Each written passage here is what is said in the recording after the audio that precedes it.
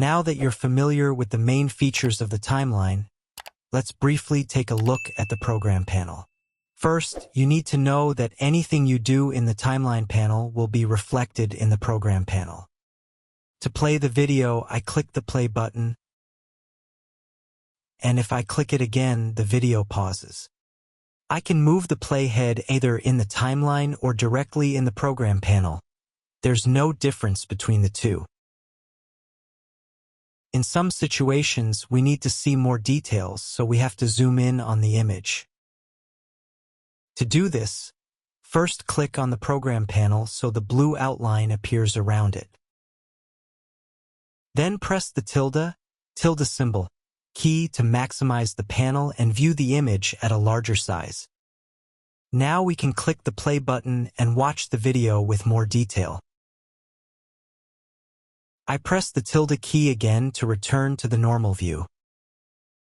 In fact, if you click on any panel to select it and then press the tilde key, that panel will be maximized.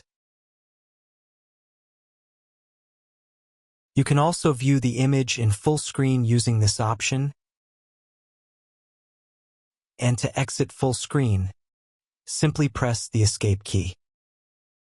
In this section, you can choose the playback resolution. If your system is powerful, you can set it to full and watch the video at its original quality. If you're working on a weaker system, you can select 1/2 or 1/4 to get smoother playback. Also, if you click on the plus symbol button, you can see all the available buttons in the program panel. For example, I click and hold the Safe Margins button and drag it to this area. Now I release the left mouse button to add the Safe Margins option to the other tools, and then I click OK. I click on the Safe Margins option again to display the guidelines on the image.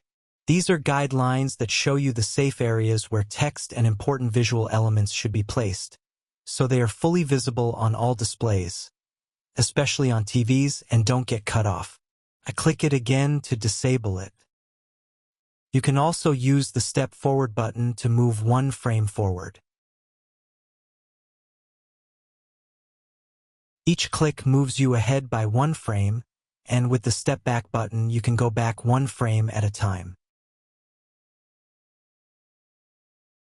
For now, don't worry too much about these buttons. Later, when I explain the editing tools in full detail, I'll come back to these controls and teach them properly. So far, you're doing great.